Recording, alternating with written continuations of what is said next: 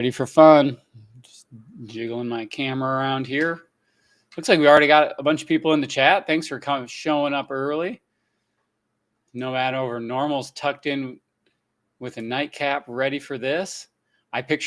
When you said nightcap, I know what it's supposed to be. I picture like one of those little hats with the things and you holding like a little candle. So maybe we can get a picture of that. We got some questions rolling in. We're going to bring in. All right. Look at everybody here. Love it. We're going to get started because I'm going to talk about sleep tonight. And we're going to get started with a case. We're going to bring Dr. Matson on. And she's going to talk about a little case from the office, share a story, and then we will get rolling. So let me bring her on. Hello. Hello. All right. What do you got for us? Okay, we have a patient who just sent us an email. They were in about 2 months ago, and we just got a ton of good news. So I was going to walk everybody through a little bit about her case, what she came in with originally, and then how she's doing now. Great. Spare us no detail. Let's hear it. Dish it. Okay, so this patient, she's in her 30s, female patient. She came in with chief complaints of fatigue, brain fog, post-exertional malaise, and then palpitations and just dizziness. Oh, I don't have a question. Just that BEM one. We've been talking about a lot on the old YouTubes, so it's good to bring that one in here. Yeah, so this particular patient, she gave us some of her history. So a lot of this stuff, there's been little things that she's noticed throughout her life and then some bigger things. So she's noticed she's always been more prone to sickness than some of her peers growing up. She got a pretty notable viral infection when she was in her 20s, and that's kind of when some of her chronic fatigue started. And she was actually able to train herself up from using a wheelchair to get around to walking, and did some diet and some therapy stuff. But that helped her feel a little bit better, but never fully solved the fatigue. So that was always an underlying thing ever since then. She had some other issues with complications after having both of her kids different complications. And that's when she started noticing a lot of the dysautonomia symptoms popping up. So really low heart rate, high blood pressure, and she started becoming allergic to a lot of things she wasn't previously. So that's kind of how she presented when she came into us. We ran a bunch of different tests, found a bunch of things. Some of the more notable things that we found was we check blood flow for everybody on a tilt test, both when they're laying down and when we bring them up to vertical. So when she came up to vertical, we noticed cerebral hypoperfusion, which is when we aren't getting the blood up to our brain. So the compensation mechanisms that are supposed to keep our blood flow normal from when we're laying down to when we're standing up just wasn't working for her. In her case, we'd get the blood flow would go down, but we wouldn't get a heart rate compensation. So normally your heart rate should go up a little bit and your blood pressure should compensate too. Hers, the heart rate wasn't responding at all. Also noticed that her sense of vertical, so where she thinks straight up and down is and where straight across is, so the horizon and her alignment with gravity, was also off. So what we would see as straight up and down, she was a little bit, I think it was about 3.5 degrees over from there. So she's not quite lined up with straight up and down. And with that, we also noted that her control of her head was poor. So when she'd move her head back and forth, we'd get little titubations going through. So little bobbles up and down. So we did a bunch of therapy, got her back. Hold on. What is a bunch of therapy? Is that like we lit candles and sang songs, or what are we talking about here? Okay, so in her case, we really wanted to go after those things I was talking about. So we worked a lot on stabilizing her gaze and stabilizing her neck.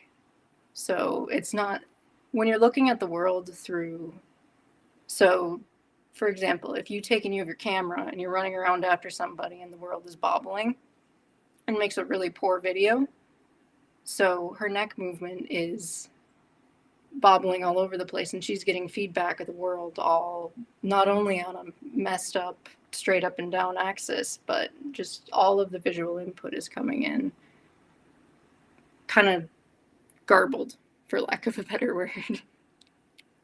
So we wanted to stabilize that case so she's getting the world coming in smooth. Okay. So after doing that, we moved her neck a bit, moved her around in with a wonderful chair that will allow us to take and keep people straight up and straight, not moving their neck, not moving their eyes, focused on a target, and then we can engage the vestibular system too. So we did some of that, and we put her in. Yeah. So what you're describing is basically from several different angles working on that integration system in the brain. So one version of that uses kind of control of head, eyes, and neck all in tandem, a little harder. And then another version of that, we're using it so we're not demanding anything of the neck, but we're using just the vestibular system, the eyes, and just the perception of gravity. And then what else did we look at? So we've got, her eyes and her neck, and then the vestibular system all together. So we want all of those to integrate in. And then what else? What else did we do? We also took and put her in a cervical traction brace. So to kind of try to get her back upright so that she's better able to control her head motions, and that the muscles that are working so hard to hold her up can get a break for a sec, and then we can re-cue the brain to where her head is supposed to be so she can control it better. Yeah, absolutely. So if you felt like you were on a floor that was tilted forward or tilted to the side, right, your body would have to compensate. So if you've ever stood on a hill before, right, like so for us, it's on at the football games on Friday nights, you stand on the hill, but you're tipped forward a little bit. So all of your muscles have to respond to you tilting forward. And as a consequence, some of them are going to work harder because your body's tilted forward and you got to respond to that by tipping back, right? But if I feel like I am tilted, even though the ground is flat, I'm still going to have those muscle contractions. And it's not because the muscles are doing something rogue and on their own and they're too tight. It's because the brain is saying we're in a position that is off neutral. We're stabilizing on the hill, even though that hill is not there. Your brain doesn't necessarily know that. Yeah. Cool. And the other thing I didn't mention earlier, she also had some TOS symptoms. So all of these muscles that are trying to hold her in this position are clamping down on all of the little nerves and arteries that go down into her arms. And that's also causing her to feel pretty terrible. Right. So that's one of the other things that by bringing her up, we were able to take and resolve. Yeah, and that's a really good point because a lot of people see that diagnosis on its own, and it's not like abundantly clear why that would happen, right? So why is it that, I have this nice, beautiful chain of nerves and blood vessels that are coming down my neck and then go under my collarbone, and then between my collarbone and my rib, which is like a thin space, and then down into my arm, which is beautiful. But if I start augmenting those positional muscles, not by choice, by just like the happenstance of the way I feel the world, then I'll tend to create some compression between those two bony prominences. And then I get, the symptoms that come down into the arm. Absolutely right. Good job. Mm-hmm. Yeah. And we didn't want to take and just release those muscles without doing anything else, because then they're just going to because what would happen back up again. Yeah, exactly. Yeah. So it's important that we take and we run that with all of the other therapies that we're working on. Correct. Good. So how did that turn out? We had some feedback.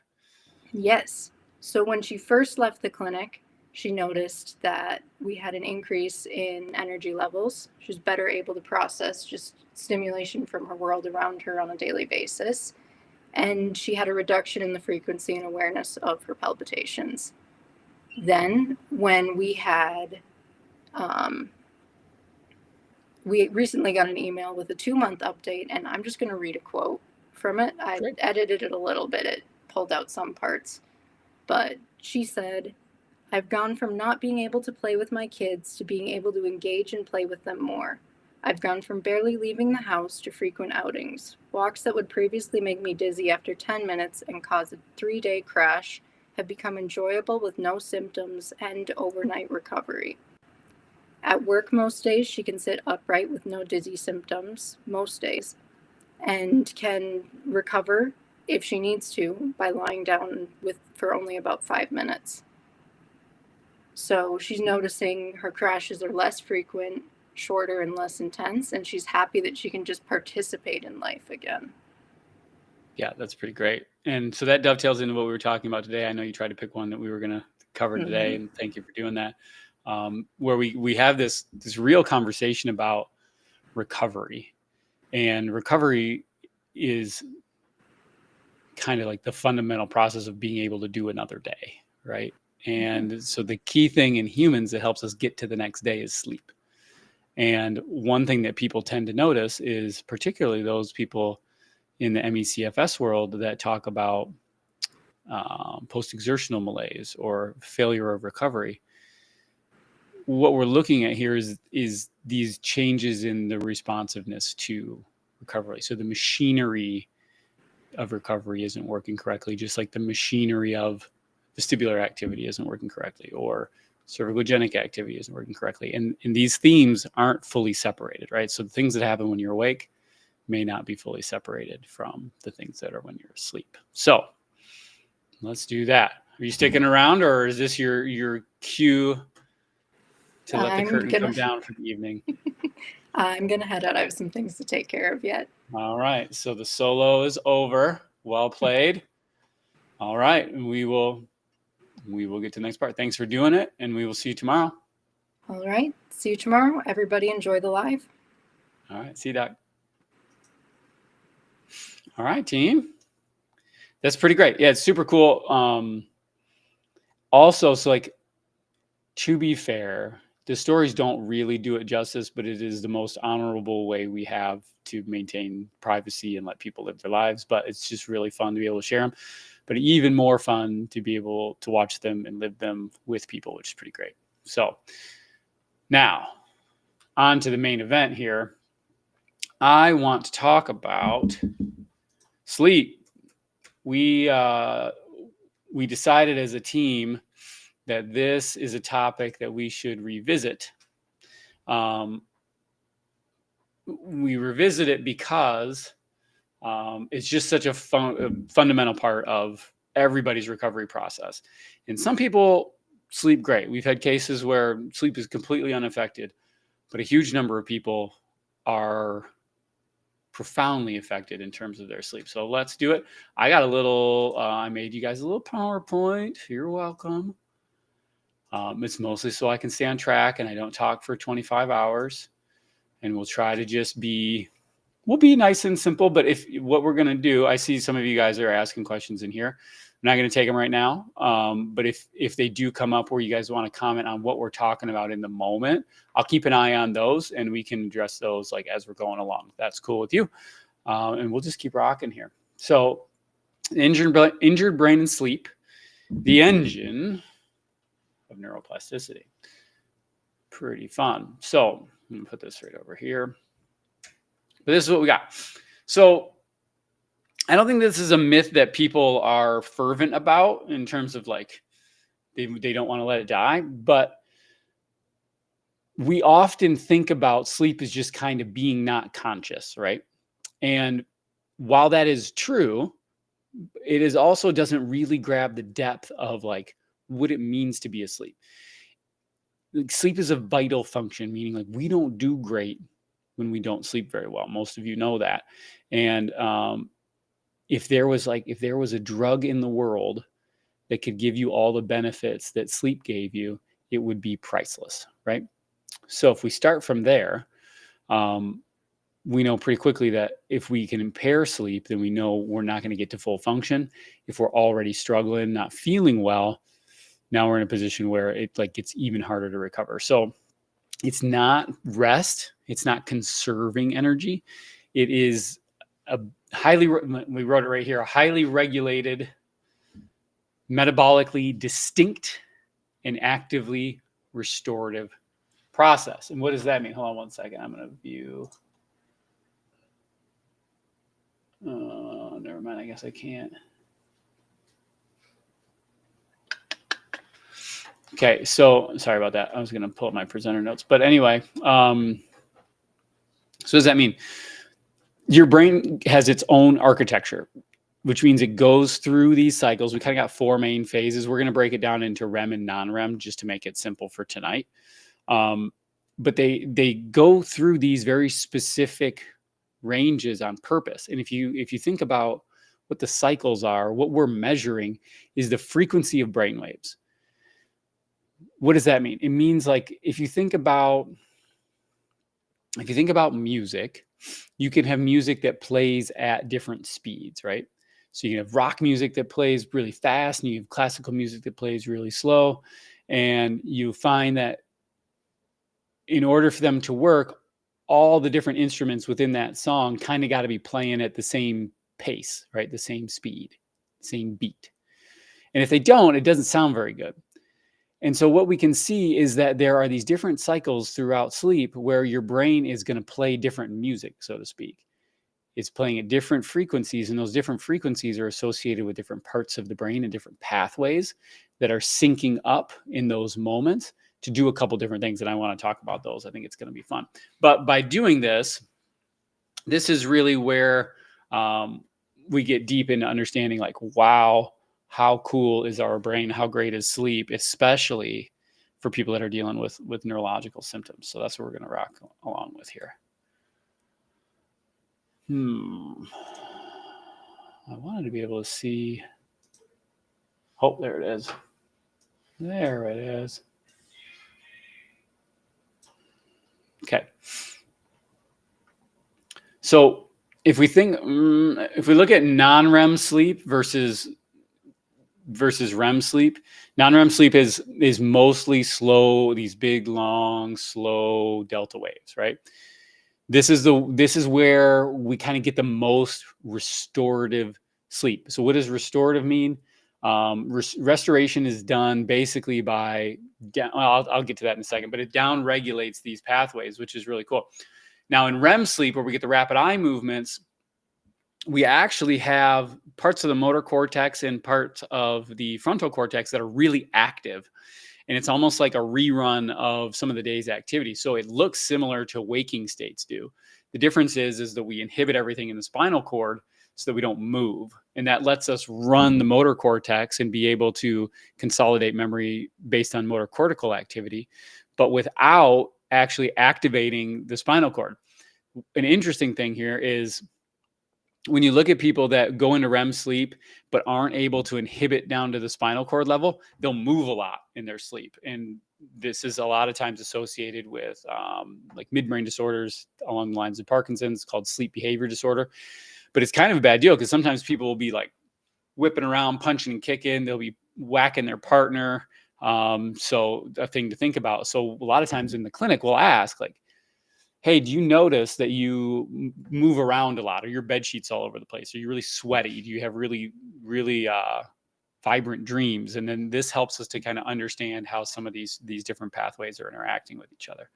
But you can see here, really critical from emotional processing, creative problem solving. There's a cool paper where they give people like these problem solving drills throughout a day. There's like over and over and over these spatial problem solving drills. And then they chart the dreams and they ask people about what they were dreaming about. And they find that when we give them like high level problem solving drills, they tend to show some form of like spatial problem solving in their brain during sleep, even though they might not be the same thing. So it's really cool stuff. Anyway, what do we got here? Whoa. Confused why people often talk about REM as restorative sleep, and they also the state where you dream. My dreams do not feel restorative. I don't get much dreamless sleep after my head injury. Right. So they can occur during this phase, right? And that's cool. You're restoring sleep through the whole architecture, and that part's really important.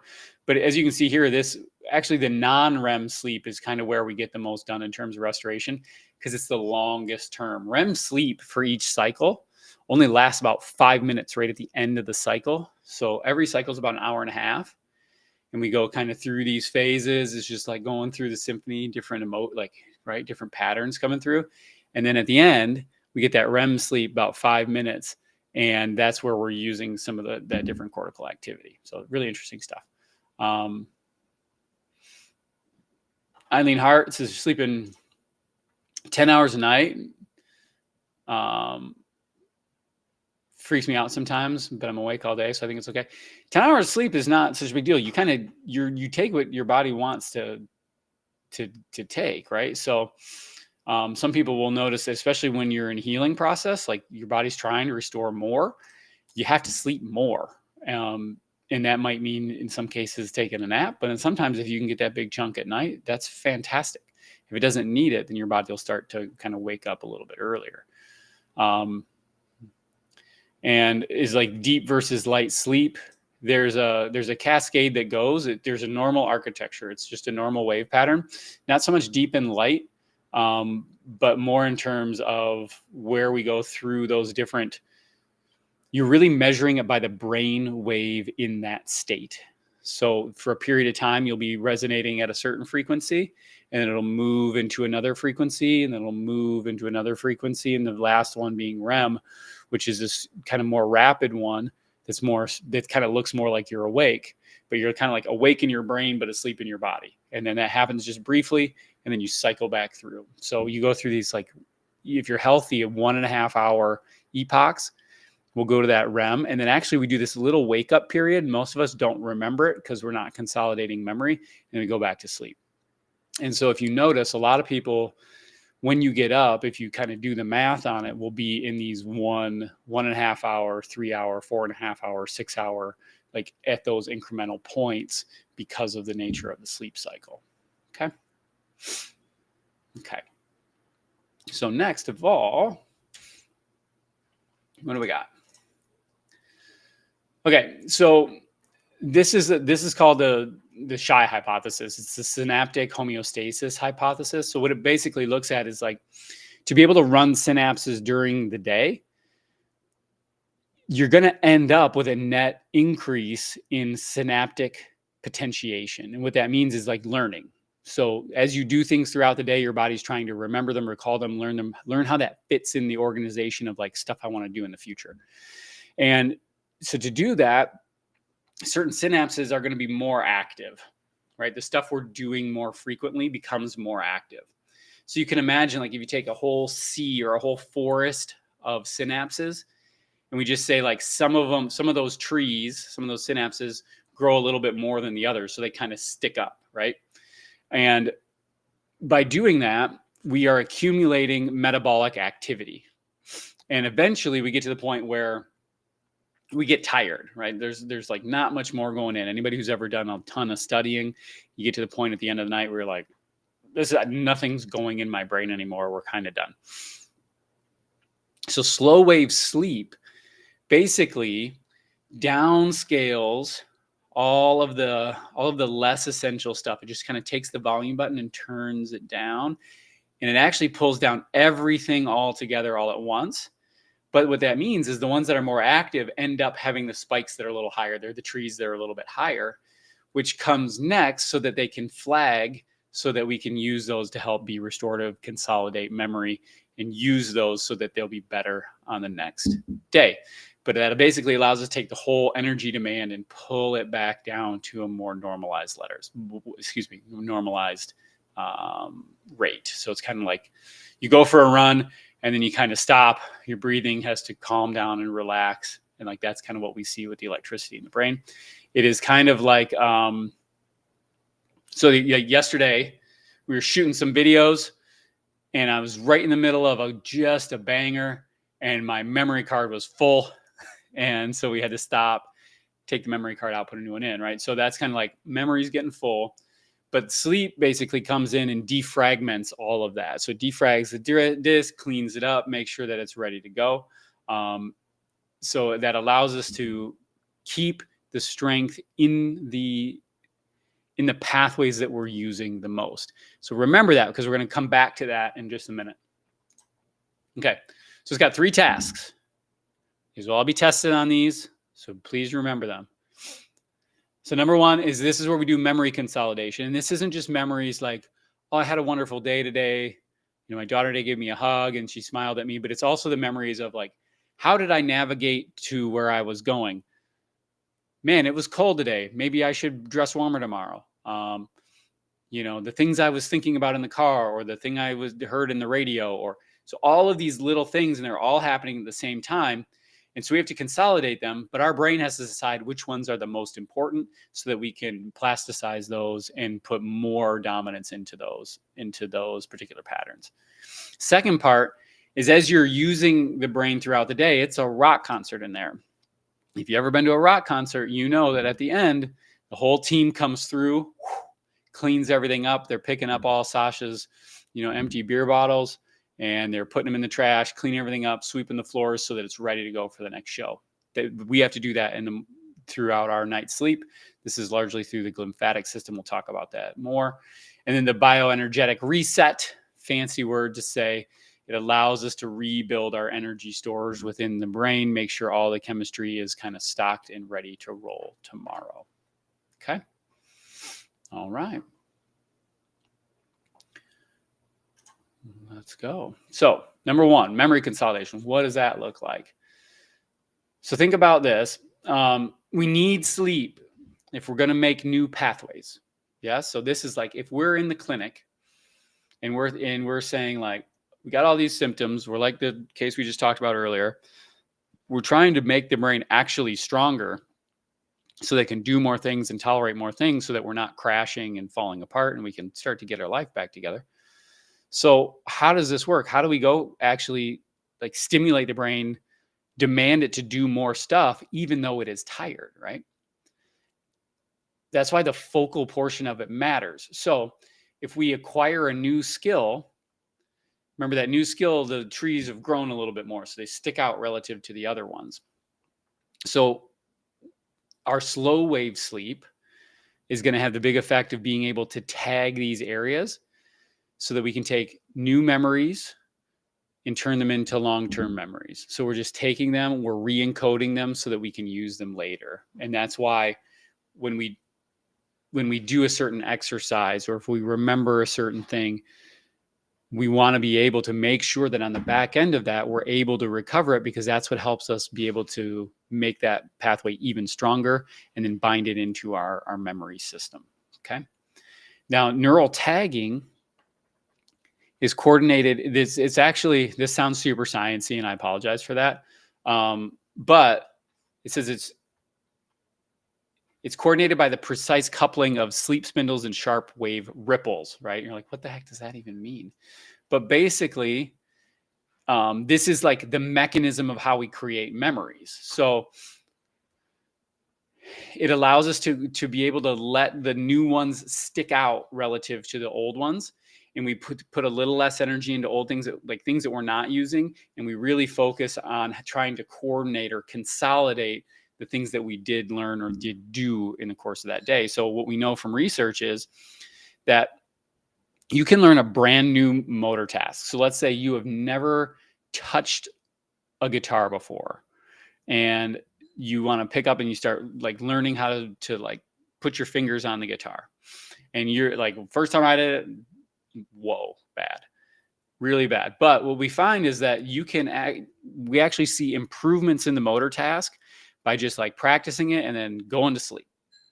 And people go to sleep, they wake up the next day and they're better at it, even though they didn't practice it any more times. But because they were allowed to let their memory consolidate that task, like learn that task, put it into memory, commit it to memory. Then when we go back to try to run that pathway the next day, it's stronger because we've been able to kind of rebuild all the structure underneath that. And if you practice it again and sleep again, it just keeps getting better and better and better. So that's how we go. Sasha, I was just seeing if you were paying attention. Looks like you were. Sorry about that. Nice, like a good tease. Okay, so then number 2, we've got waste clearance. Super important. A lot of you guys have felt this like ick that comes with our brain injury. So we've got all of these channels that help us to be able to take all of like the byproduct of running a brain and to be able to flush it out. And so we call them paravascular channels. You don't really care about that, but it basically takes and uses cerebrospinal fluid to be able to push that back out, which is super great. Very, very active pulsations in this system during slow wave non-REM sleep. Very, very cool stuff. And this flushes out the metabolic wastes. And then this is where we get into like the misfolded proteins, amyloid beta, tau. So these are the ones that are kind of associated with dementia, Alzheimer's, Parkinson's disease, these misfolded proteins that happen just as a function of like activity in the cell wall. We don't have to get into that, or not in the cell wall, excuse me, cell body. But just to say, all of the trash of running your brain, this stuff helps to be able to pull it out. Nicholas, I should have used your tale instead of mine for remembering this. He said he was playing a video game, stuck at level for hours, and then got some sleep, woke up next day, beat it first try. That's exactly kind of what we're talking about here. For me, this was always studying. So I knew when I studied, I would study, and then I wasn't the kind of person that would be like, I'm going to stay up late and learn all this stuff. I would just study until I felt like I don't want to do this anymore, but I would sleep a ton. And because of that, my perception of that is I remembered it a lot better without having to put as much effort in, which was very, very helpful for me.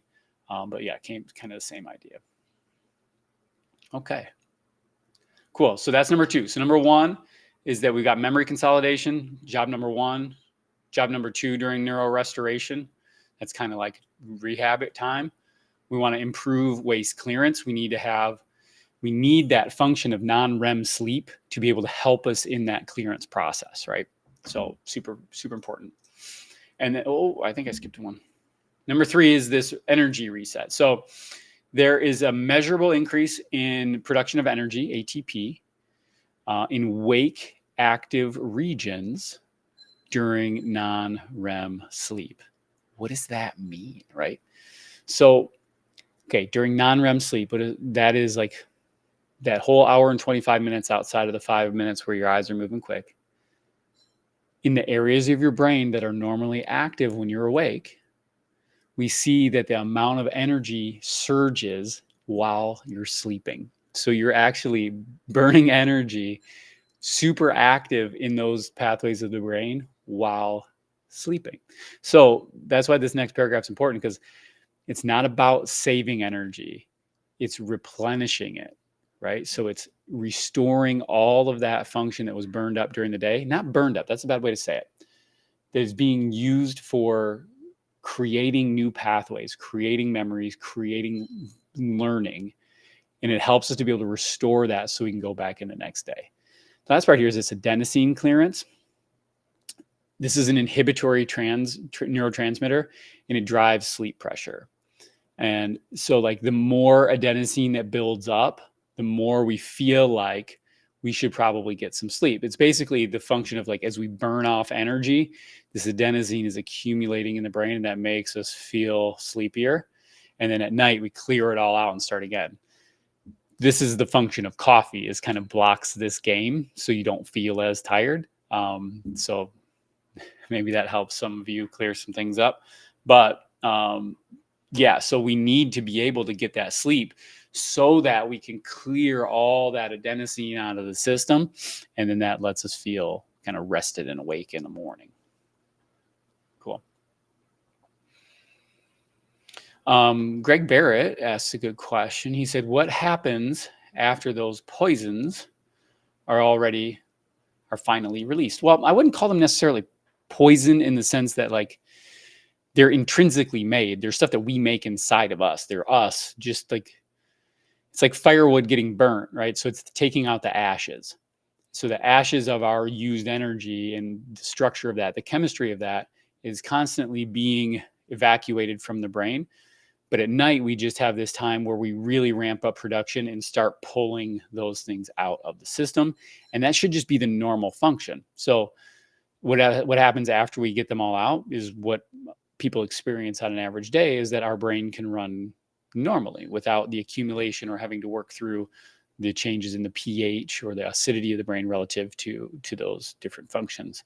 Sometimes if they're not cleared out appropriately, we get buildup of different proteins or different structure, which can then cause the cell to become less effective or less efficient over time because it's not able to work as cleanly. So we want to be able to get all that stuff out. Good question. Thanks, Greg.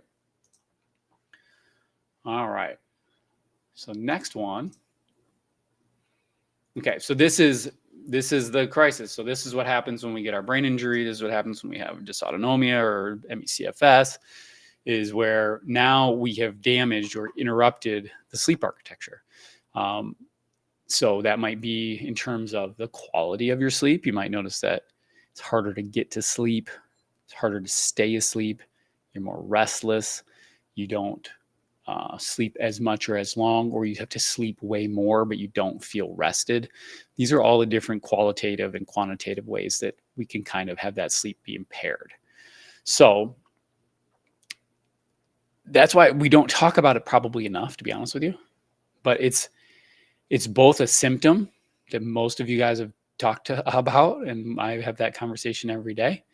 But it's also a driver. So if you think about, on the one end, I've got my brain, and when I'm awake is trying to do stuff and I'm not doing great, and that makes me symptomatic.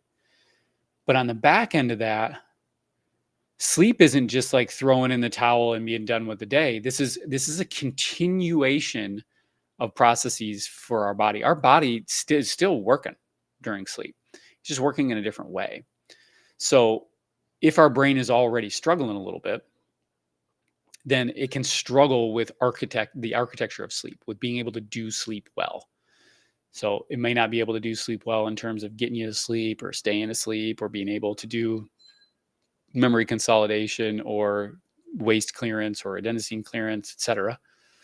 Or maybe that we're just not able to do it in a duration long enough, or not able to maintain the sleep waves the right way. So we can't synchronize the brain enough to do it well, or we may move in and out of those too easily or too slowly. So you can see where actually it's kind of, sleep is a very coordinated event. It actually takes a lot of coordination to do sleep, which we take for granted like crazy. And so it's all of this infrastructure underneath it, all of this coordination, that if we can't have it intact when we're awake, and when we can't have it intact when we're asleep, the ability to restore that system to run full bore the next day is going to be impaired. And this is where we see that slog that so many people go through, where it's just like you get up in the morning, you're still exhausted, maybe symptomatic, maybe not, but the battery doesn't run real long that day. You feel exhausted, you feel tired, just like things don't, it's hard to get momentum on it, right?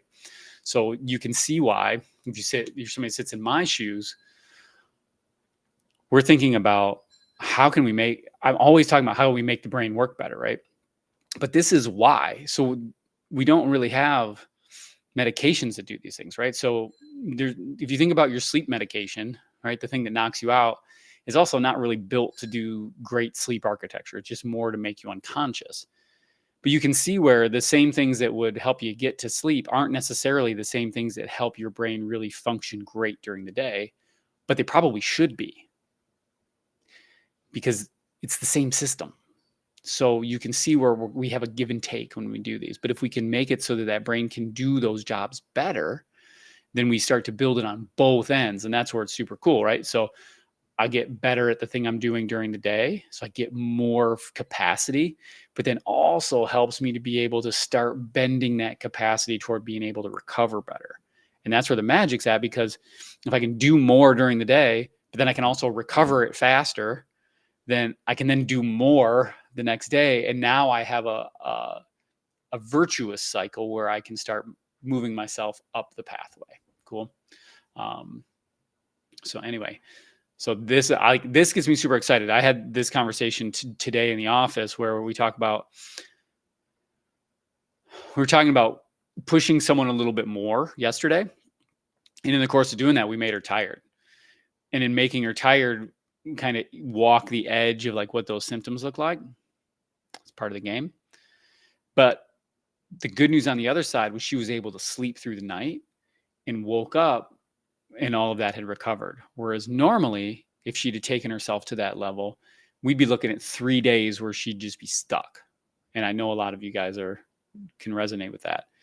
And so when I see that, I get really excited because I'm like, now we're getting after it because I can push you that way and your body responds with enough restoration to get us back to baseline so we can do it again.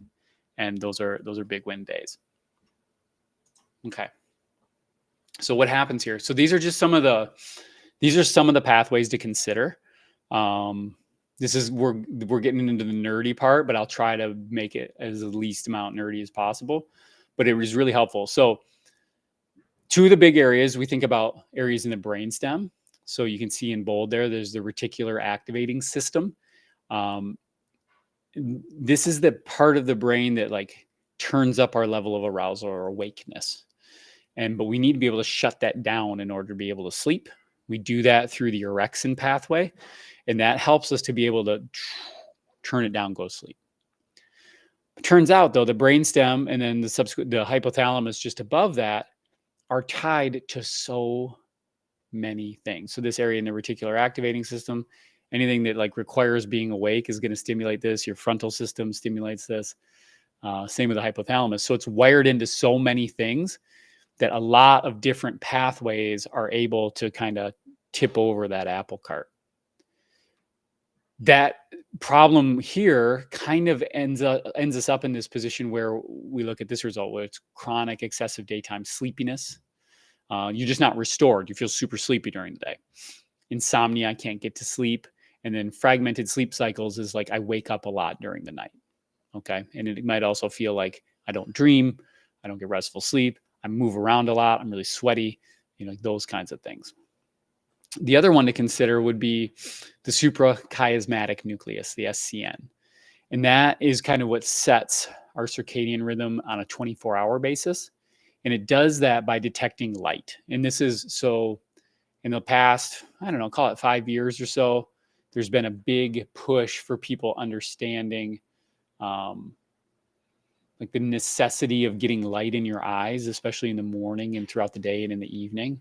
And that comes from this idea of that's how we stimulate and like start the timer to help our body be able to set the clock to the sun, to a normal course of a day, right? So we can damage areas that affect that circadian rhythm. Like, so you might see people that have these really blown out pupils and we affect the locus ceruleus, which comes around and then affects that suprachiasmatic nucleus. We may see these changes in people's eye movements where they get, these big oscillations that go back and forth. And in these cases, we'll see changes in the circadian rhythm, which is a big deal. As you know, a lot of people with brain injury tend toward drift on their sleep cycle. So they go to bed way later, but then that forces them to wake up way later. And then we end up in a position where you're missing this kind of crucial daylight time. And then it pushes that to where you almost become nocturnal in a way, especially if you're not working or not going to school. There's nothing that forces you to get up. So some of what we do is sleep behavior training or tools that help us work on hygiene, where we're going to bed at a similar time, waking up at a similar time, so that we're at least setting that circadian rhythm up for the best chance of success to kind of get you back on a rhythm. Okay.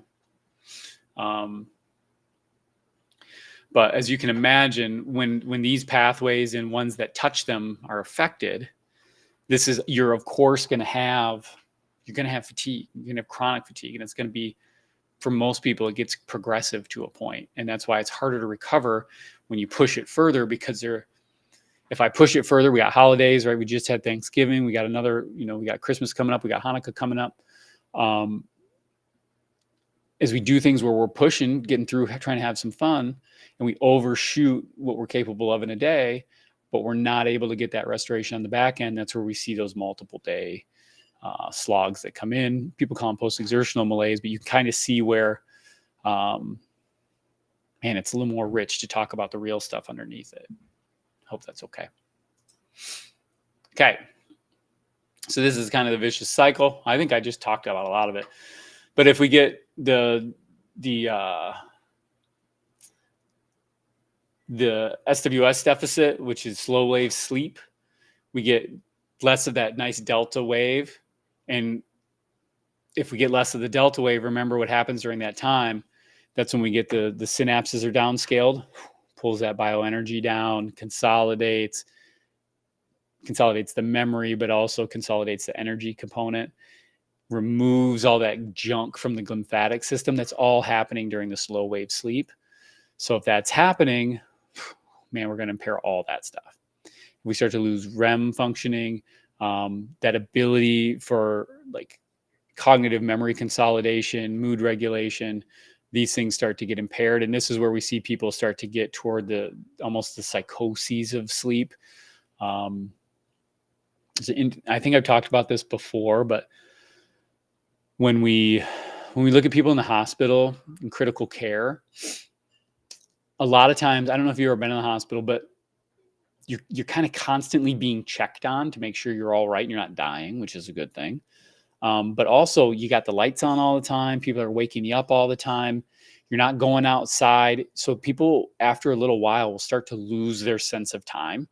And they almost start to go a little bonkers for a little bit because they've lost all of this. And so you can see, like, for me to see that crystallized in my mind, how this interruption of REM sleep, because we fragment their sleep, we keep waking them up all the time, it can cause them to like just lose their bearings in terms of just their cognitive and emotional status.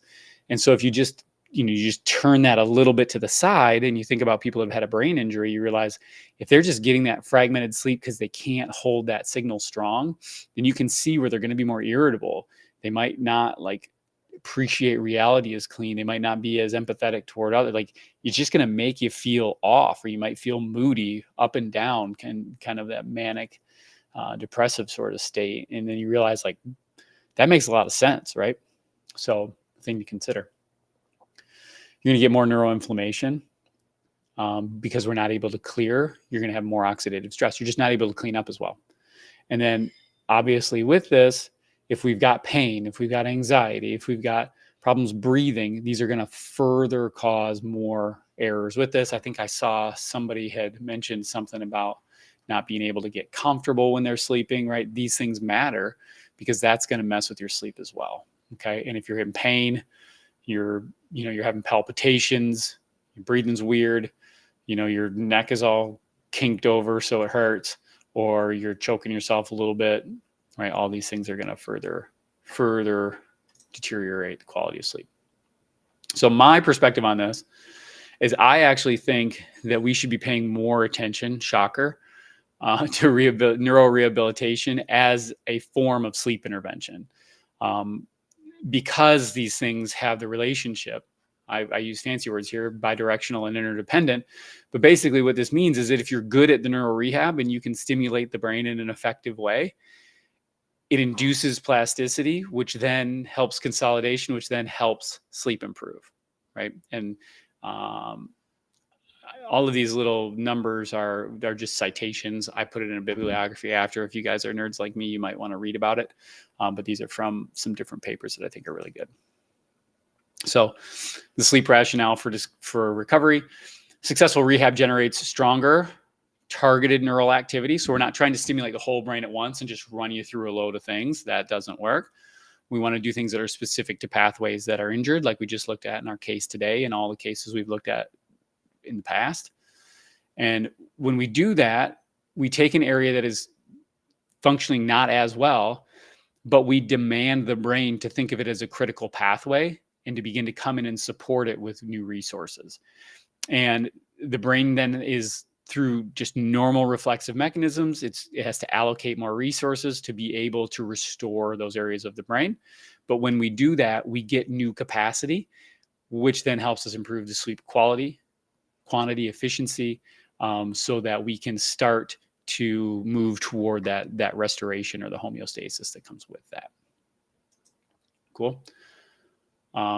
So the conclusion, sleep is the fundamental engine of neurorestoration, plasticity, toxin clearance, and addressing sleep architecture is a primary part of therapeutic targets in neurological recovery. It's not just a side project. It's part of how we think about the restoration of neural pathways during wakefulness that then influence neural pathways during sleep. And this beautiful, holistic body that we have, it's no wonder that when it is able to function better during our normal tasks of the day, it also helps us sleep better at night. So that's my presentation. Thank you for paying attention. If you guys want it, these are all of the resources that went into it. It's a little sloppy, sorry for that. But sleep. Turns out it's great. Turns out strong brain, better at sleep. Okay. I'm gonna look through here. I think I got behind.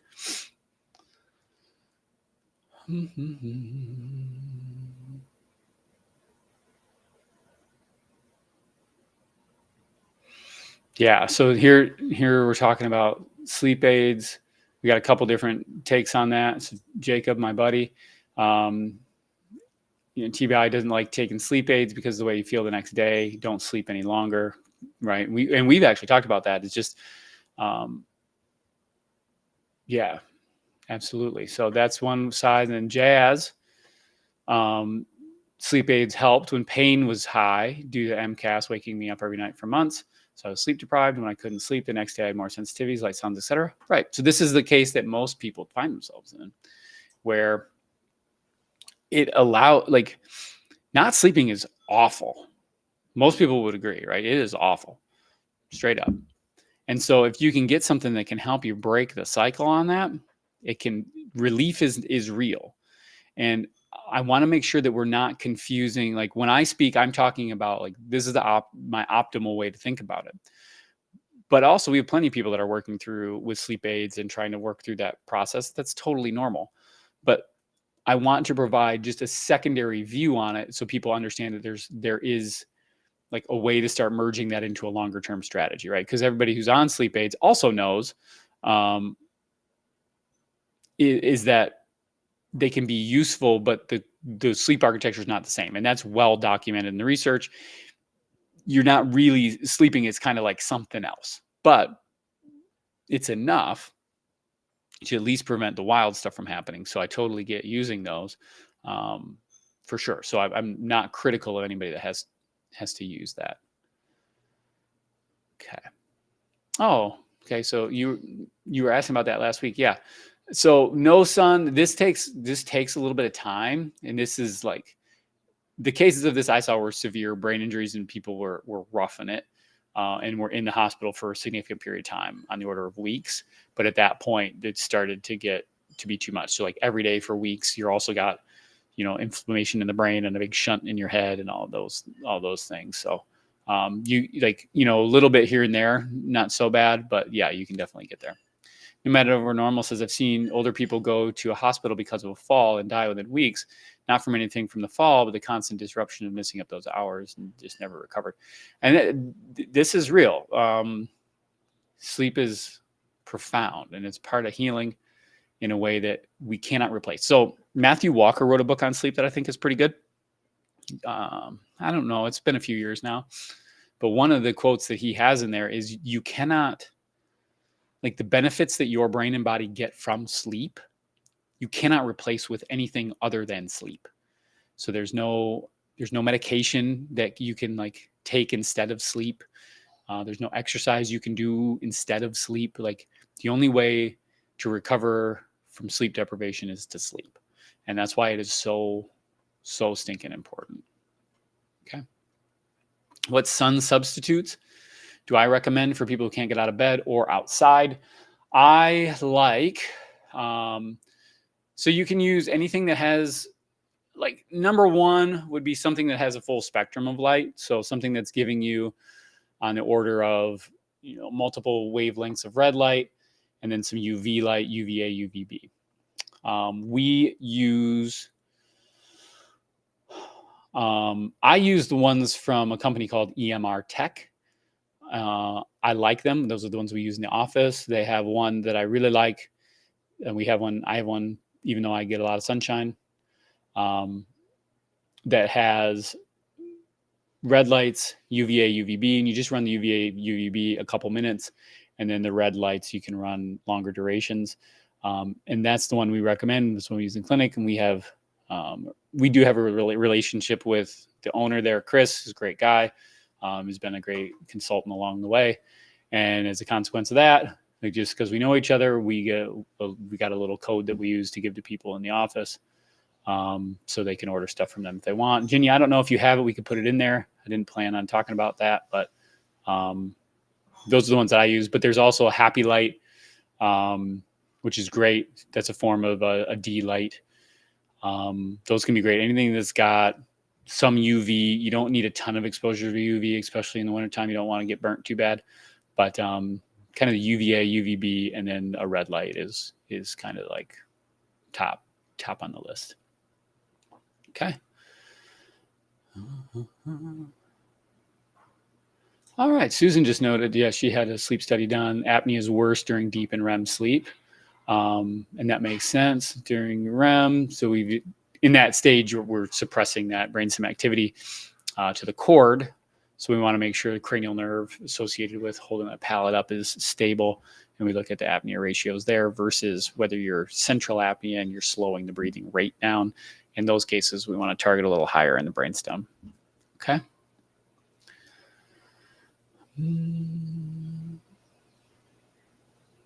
Okay.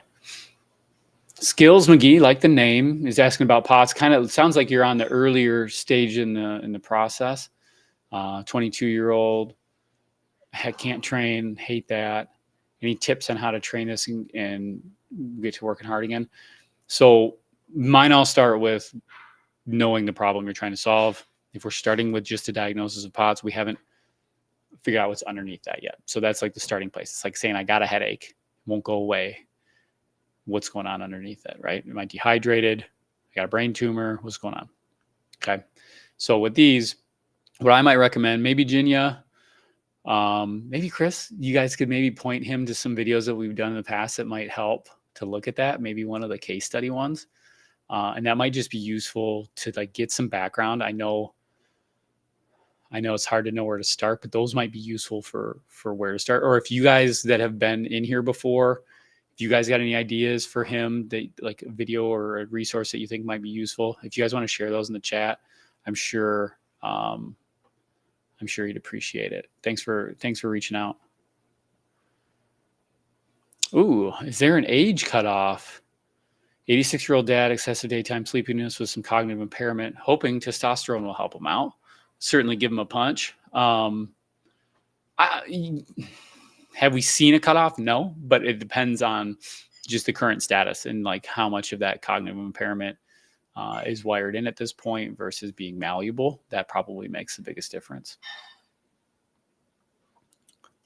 Irene McBean said, I had a really good plasticity demand benefit from language rehab. Yep, that's a big challenge to the old brain.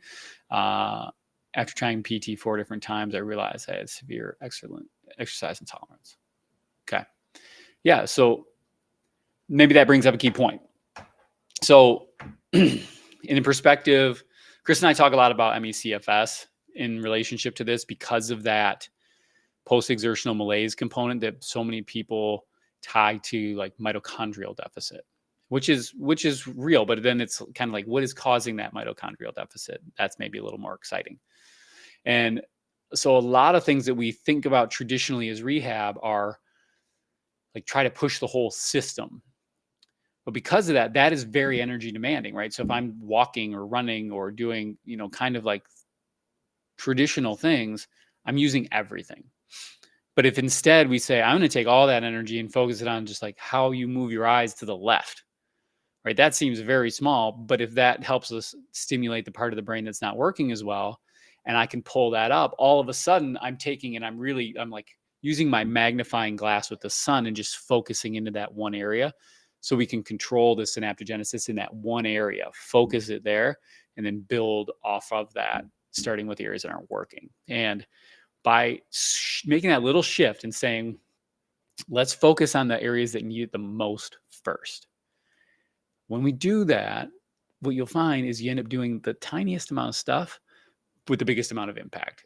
And that's the part that's fun to watch. But it's also, we're talking about, it's kind of not as fun to watch because it's boring, because you're doing just really simple things, but that really make your brain work for it. Awesome. Cam. Oh, that's nice of you guys. Thanks for saying that. Cam, good to see you. How should I think you're feeling the best in the evening and before bed, but mostly fatigued in the morning? Is the overnight recovery system requiring more energy than the daytime? This is probably related more to like circadian pathology than anything else, where you just start to see those energy demand spikes change on that rhythm. Nothing to be worried about. You're just going to know where your sweet spot is, especially for consolidation. So a point to consider. So there was an interesting study. I think it's one of the ones that I posted in there. I'm not for sure, but what they looked at was they did these dot plots looking at like peak probability for long-term potentiation, which just means like your best chance of learning. And in like just a normal 20 something, it tends to be like in the first hour of being awake, and for some reason in like the 13th hour of being awake. And as you're working through that, you may find that yours is in a little different spot there. But if you know that like if you're in the evening is like a sweet spot for you, then what I would do is I would shift one of my rehab sessions kind of right into that territory, because if that's where your operation is the best, you may find that if you sneak a little rehab into that area, the ability to consolidate it and then be able to get a little leverage on it might be better. So that might be a thing worth testing out. Okay. Any supplements that I would recommend for POTS regardless of root cause? Not specifically for POTS, because I don't think that's probably the win for a lot of people. But if you know you have a nutrient deficiency, or if you look strongly at your diet, that's usually where I would start, more so than the supplement. And just think about, are you eating? If you do it honestly, the best way to do it is to just keep eating the way you've been eating, but write everything down. And you don't judge it, and you just kind of write it down and be like, oh, this is what I eat. But then after like 3 days, you take a look at it. And what you might notice is you want to look at which of those things are things that are like ultra processed with chemicals that came in a box in a bag. That's probably not a great sign.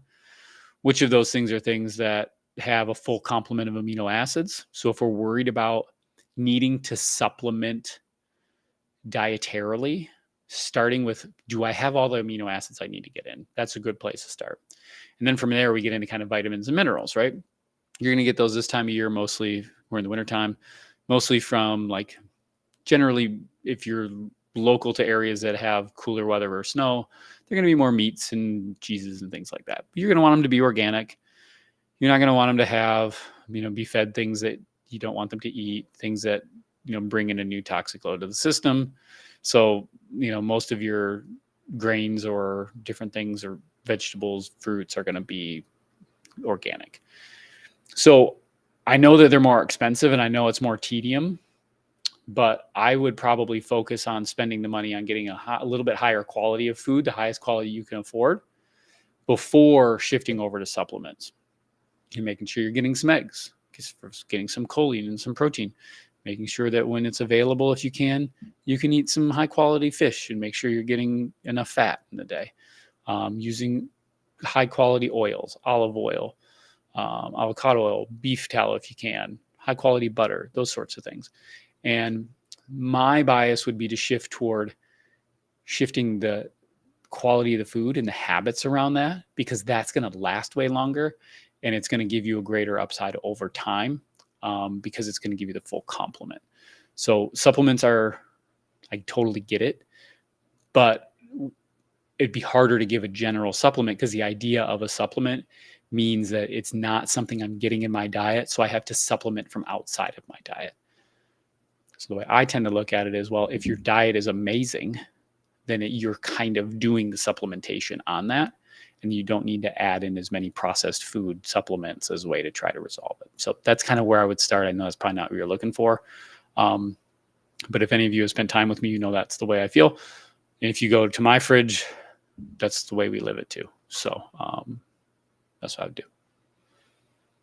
Oh, Skills McGee's from Ireland. Okay. Yeah, you guys give him some resources in there. If you got a video that we did, that would be a good place to start. Let's help him out. Okay, so this is a good question. I knew this one would come up. Not another pale spoon. He says, I wake up after 4 to 6 hours of sleep. Is there any way to test if it's due to cortisol, and how can I manage it? I'm searching for short-term management as neuro rehab is impossible right now. Fine. Okay. But that cortisol question is the important one because it's one we get all the time. We look at cortisol as a measurement that's reflective of circadian activity. What does cortisol do is probably the really important question. So cortisol, it's a neurohumoral chemical. So it's like kind of functions like a hormone neurotransmitter, right? Kind of along that lines. But what it does is when it is released and when it's activated, its job is to help us pull out glucose mostly from the liver. So it's a way to mobilize glucose. So people say, oh, but it's a stress hormone. Exactly, because what is stress? Stress is just anything that demands more energy of us. So if I'm under a stressor of any kind, good, bad, physical, mental, chemical, doesn't matter. They all require energy. And cortisol is one of the levers that we can pull to help us to pull glucose out of stored energy, which is great. So when we measure cortisol, we're measuring like how much is my body trying to pull energy out of the system right now. So then the question when we say is something due to cortisol? Cortisol doesn't really have a say in the game. But what it's saying is if my cortisol levels are up, why is my body trying to crank energy right now? So if someone has cortisol levels that are high while they're sleeping, that would be strange, makes it hard to sleep because you're acting in a state as though you were awake, right? So if we're waking up after that 4 to 6 hours of sleep, we're fragmenting the sleep schedule or the sleep rhythm. And if we're fragmenting it, we want to understand a little bit more about why that brain isn't able to sustain its normal wavelength and its normal rhythm. Because if I'm falling out of that rhythm, that wavelength, then I fall into that awakened state, right? So it's almost like you can't hold it. If you can imagine, like I had a weight in my hand and I'm just trying to hold it. But if I'm a little bit weaker, I might find that eventually I drop it. And that's kind of a way to consider what that might look like in terms of sleep architecture. The other things to consider are that you're waking up because other systems are becoming more active during that time. We see a lot of people wake up, especially with, neck stuff is on my mind today, where people will be in a position, but they kind of choke themselves out in a way where their brain, you ever have it where your arm falls asleep when you're sleeping and you wake up and you're like, oh, I got to move this thing so I don't wake up with a dead arm. So that'll happen to people as well in their neck, right? So I'll fall asleep in a way where I'm kind of choking myself, but then I have to wake up and move around. But because I've been choking myself, I can't get back to sleep. And this is just a simple example, but a common one that can happen. And then on and on and on for different reasons. So that's a thing to consider, but cortisol itself being the problem, maybe not, unless we're dealing with something that's affecting the release of cortisol directly. But it may be more of an indicator that if you notice that I'm not sleeping well and I happen to wake up and I do a cortisol rhythm test, but when I wake up, my cortisol is super high at that 4 to 6 hour point, it may mean that is the circadian cycle that your brain is trying to load up on. And then the question is like, what's leading it to want to get up during that rate? Cool. Good question. I was hoping someone would ask that one. Okay. Oh man, EMR tech writing it down so I remember it. Yeah, Dr. Marcigo, I might be behind, so I'm just catching up here. Brain injuries, hyperacusis, and tennis can make it difficult to get to sleep and stay asleep too. Aha, that's a good point. brain injuries, hyperacusis and tinnitus or tinnitus. Hyperacusis is just where like sounds feel really loud. They can make it difficult to get to sleep and stay asleep too. Very, very good point. This is kind of that comorbidity scenario where like if you get more pain or if you're uncomfortable trying to sleep or if something else is going on, it makes it hard to sleep. These are definitely two of the things that can contribute for sure. Is it unintegrated Moro reflexes that tend to be stomach sleepers? I think a lot of people tend to be stomach sleepers regardless of that Moro reflex. I think a lot of people just like it, but not the best one for probably most of you. Michelle says, I've struggled with insomnia for 30 years, often going without sleep for 3 days. I'm sorry to hear that. Failed every sleep med. Wonder if excessive adrenaline can be part of the equation. Yeah, I don't like my answer, but if it's excessive adrenaline, the question would be why. And if it's adrenaline versus noradrenaline, that matters. And if it is, then there are some tests that you can do to get some testing on metanephrines. And that can help you look and see if you've got a pheochromocytoma, which is just like a little tiny tumor that lives on top of your adrenal glands or on your kidneys that will just like seep out adrenaline over time, and it can cause some things like that. So you could definitely get checked for that. That would be the way to know.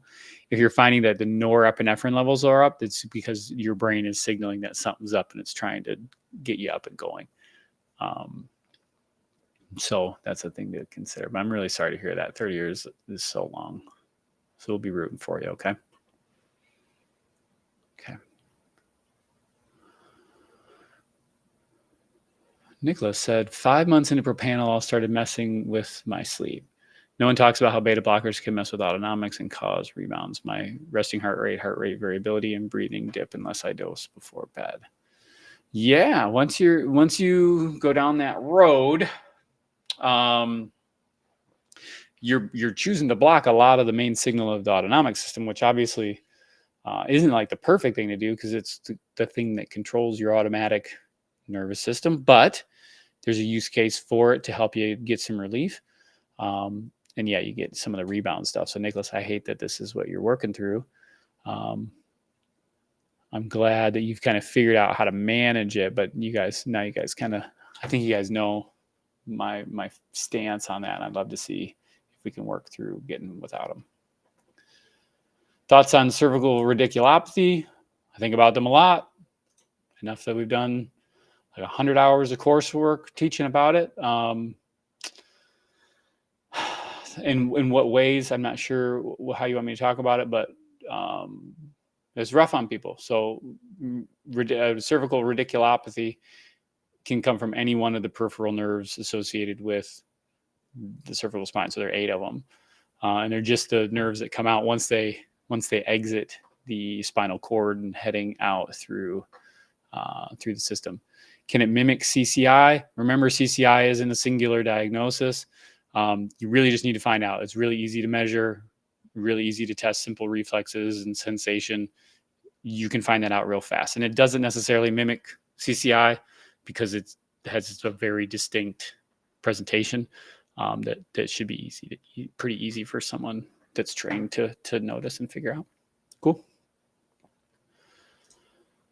Nomad Over Normal says, anyone that's curious, there are some capital cool playlists with the greatest hits on the playlist tabs on the channel. Ooh, you guys should go check that out. I mean, like after we're done, of course, go check out the playlist. Thank you.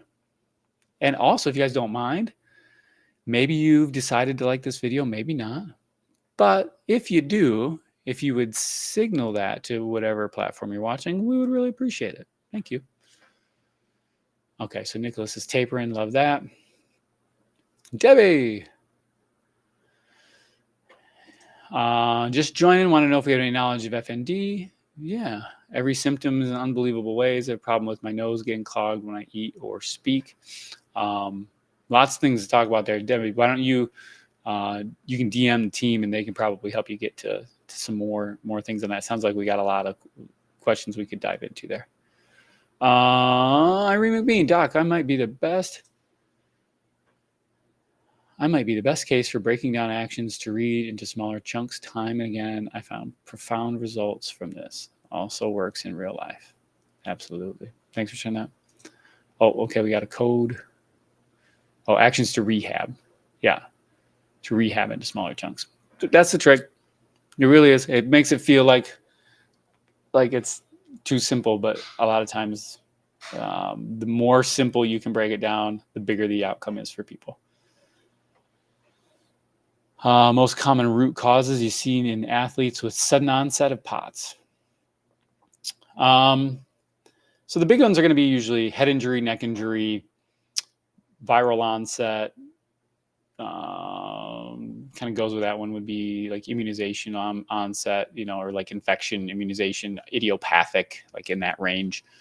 And then you'll see them from things that happen in neural development. And you see hormone changes, and sometimes that can be a trigger as well. But a lot of times it's an accumulation of stuff or things that have happened through a pattern of life. And then there's a catalyst moment where there's a trigger where something happens and your body doesn't compensate as well. And that tends to be the moment for people. But in athletes, a lot of times there are head and neck injuries that are catalysts too. Okay.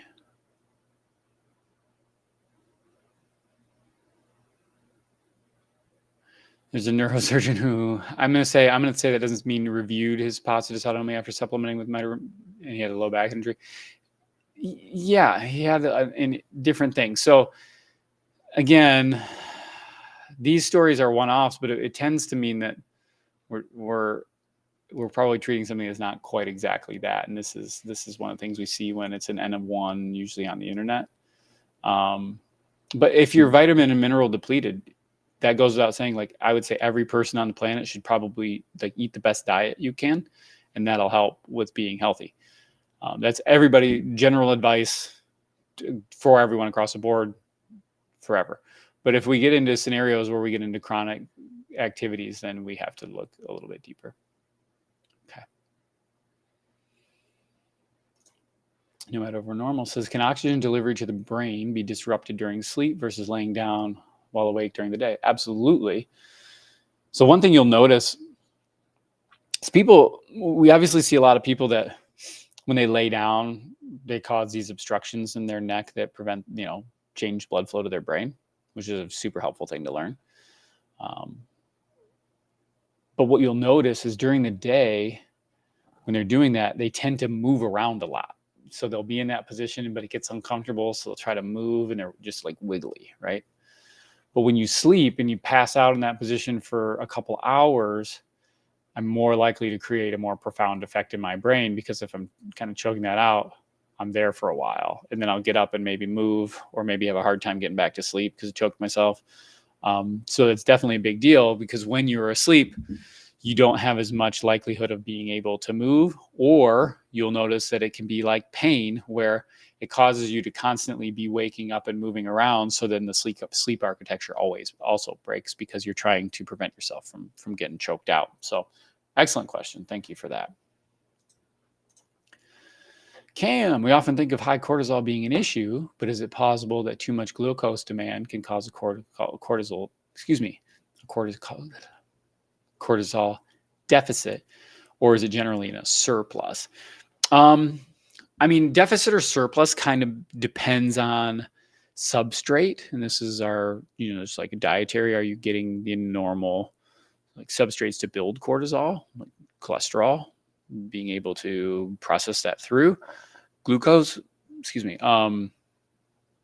So that's kind of more of a question of like, is there enough substrate? And the second part is, are you able to stimulate the release of it effectively through neurohormonal responses? So if there are problems in the hypothalamus, or in problems within limbic activities to the hypothalamus, et cetera, or problems with being able to generate activity from the hypothalamus and the pituitary to the adrenal system, then we can also see those feedback loop changes can skew and cause changes in cortisol release. So when we talk about people that have adrenal insufficiencies that aren't clinical, like not full Addison's disease, but like kind of looks like, what we're talking about more is the relationship between our ability to accurately stimulate the production of the correct amount of cortisol, and am I getting the feedback loop that tells me when to stop or when to start that process again. Yeah, using sleep meds to break the cycle, several months. With my diet, my MCAS, my pain improved. So did sleep. Nice. Good. Nice job. Love to hear that, Jazz. Is it normal for SpO2 to go to 94% while sleeping? It's not ideal. So no, but we should probably just keep an eye on that and make sure there's no apneic changes or changes in cerebral perfusion. Would be a good start for people that are experiencing something like that. Not medical advice, but just the thing to think about. Do I think eating dairy and gluten is harmful for dysautonomia? Oh my God, it's kind of sneeze, but it feels like a maybe not. I think I lost it. It depends on the quality of it, right? So I think a lot of what people experience is gluten intolerance for a large number of people is relative to like the chemistry that's associated with wheat gluten, which for a lot of people is like pesticides and glyphosate uses desiccant. You can go down a big rabbit hole on that and learn more about it. And then same thing with dairy. Dairy we're eating usually hyper pasteurized dairy. Jacob, I know you're not gonna like this, but finding ways to not augment the dairy might be useful. And some people it's just not a thing that they can tolerate. Some people can tolerate some cheeses, have a harder time with soft cheeses, do better with hard cheeses, et cetera, et cetera. So I think the quality of what you're doing matters. Are you eating organic foods? If you're in the US, do you have the access to those things? You might find that the way that you're consuming them and the quality of them may impact the level of sensitivity you experience. And there's some really good stuff on that. Tons of people have published on it, and it's probably worth checking out. Hopefully that helps.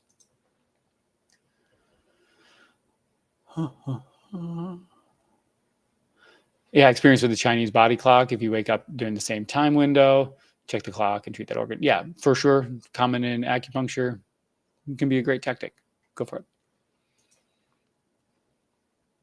What do we got here?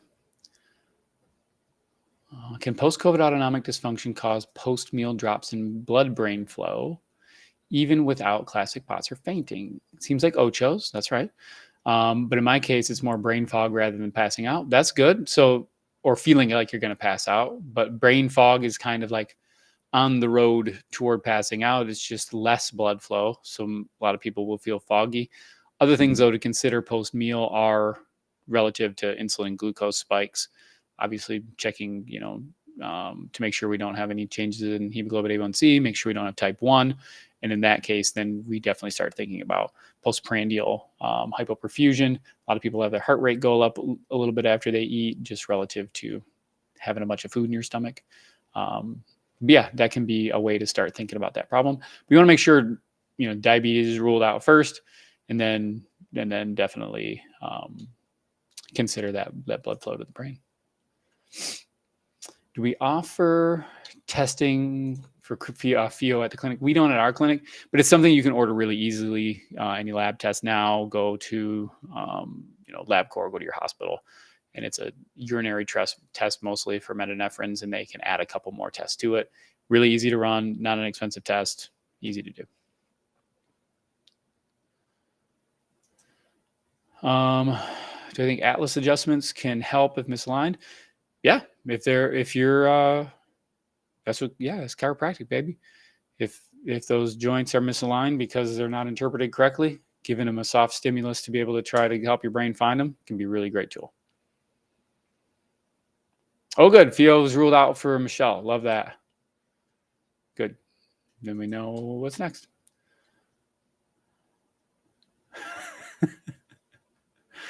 Jazz, thanks for liking the video. I appreciate you.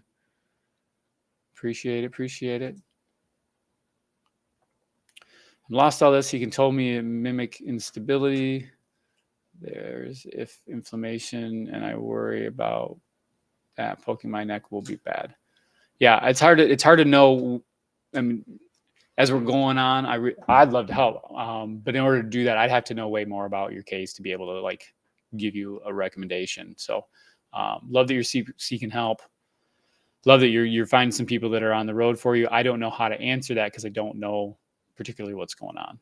So, wish I could help more. Nicholas, would you recommend doing mentally demanding tasks before bed to tire your brain out, like neuro exercise before bed, maybe? Ooh, that's a tough question. It could go both ways. So if we overgas it and then it makes it harder for you to transition down to sleep, in that case, maybe not. You're gonna try to aim for the sweet spot when like your arousal level, like when you are hot, when you're doing good. That's a good time to do those neuro rehab exercises because it's the most likely that you'll consolidate the memory, which means you'll carry it through the sleep cycle and you can build on it more the next day. If you find that before bed you're in the same camp as Cam is, where that's a good spot for you, then you might find that that's like a useful time to pursue it. You can try it, put a little test on it, see, and then let me know what you learn on that. If you find that it's harder to sleep, then we'll move the time. But good. I like the way you guys are thinking. Really appreciate it. Sarah, I just appreciate all this info presented in a way that we can understand. Thanks. I appreciate you saying that. Thank you. With POTS, do you think there's a realistic pathway at 22 to getting back to athletic performance within 2 years to be able to run an 11K in 60 minutes period and sprint 100 times short bursts? Thanks. So I don't know what the performance goals look like because I'm not a runner. I don't know if that's like you're trying to win Olympic records with those, but at the age of 22, working through POTS, we've seen so many people recover from that. I would be nothing but hopeful without knowing you. And the only way to know more and to be more certain would be to learn more and to be able to understand what's causing it. And then say, based on this cause, these are the things you want to do.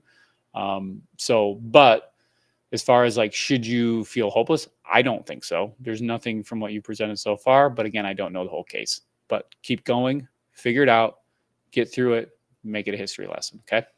Okay. You got it. Michelle, thank you for saying you're grateful. I appreciate you. Nomad Over Normal says, why is oxygen measured on tilt tests? Is that related to oxygen to the brain or something else? So we're using an SpO2 measurement if you're doing a tilt test. And I think a lot of other places probably do that too. And it's just a pulse ox. And that pulse ox is going to measure dissolved oxygen in the system. It's kind of telling you about kind of basically how much is circulating within the body. When that level starts to drop, kind of the big question mark that comes up is how well is it perfusing as you breathe the air in? It's getting dissolved through the lungs and then incorporated into the blood supply, right? So if that starts to break down, then we will see that oxygen levels start to fail. So when there's so many people that have autonomic problems or problems with cerebral blood flow where their breathing is going to be affected, whether it's feeling short of breath, whether it's augmenting the breathing rate, breathing depth, the amount of CO2 in the system. Any of those things is going to change the constructs of breathing. So we measure that oxygen level as a way to see if the breathing is affecting the oxygenation of the system. A lot of people will notice that you'll feel short of breath, like you're not getting oxygen, but then you'll look at that pulse ox and it's like 98. And in those cases, okay, it's not that I'm not getting it perfused in, it's that there's something wrong with the perception of that mechanism. So using that oxygen measurement can be really useful. And sometimes you'll see normal during rest, and then it starts to get goofy during the tilt. And then we compare that against the CO2 and against cerebral blood flow, so we can understand a little bit more about how breathing is tying into that cerebral perfusion. I'm tinkering with this thing I got to put away. Okay. I'll do a couple more. Irene McBean, not that this is the big answer, all caps, but I've got an immediate good result from copper supplement, brain fog, and a bit of energy regulation, which originally started to help my thyroid and liver. Fantastic. I think that's great. And again, things to consider I didn't talk about that brings up for me is thinking about the quality of the water as well. So municipal water supplies sometimes can be just like passable, maybe worth checking for some people, especially if you're in a rural area in terms of like getting runoff from pesticides coming into your water. But in municipal areas, we tend to get more like we're stripping everything out of the water. So I don't remember how long ago it was, but we talked about adding Celtic salt to water. You get a big glass jar, reverse osmosis water if you can do it. If you can, that's great. Maybe get a little under the sink one. Maybe get a Berkey for on top of the counter. If you can't afford a Berkey, the knockoff one, whatever you can do. And then put that in the big glass jar, put Celtic salt in it, put that in the sunlight, absorb the ionization, and then you can use that to supplement your normal reverse osmosis water so you can remineralize it, and that can be really helpful too. So we went back over that one again. All right.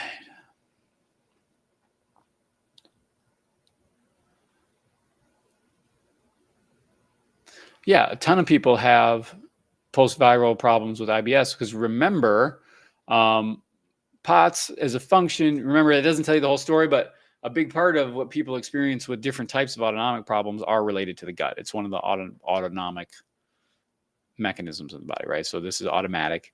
So people that have central problems in the brain that lead to these problems can also have those offshoots that affect the GI system, both in the neurology of it, which is going to affect the peristalsis. It's also going to affect the way that we have the maintenance of the lining system.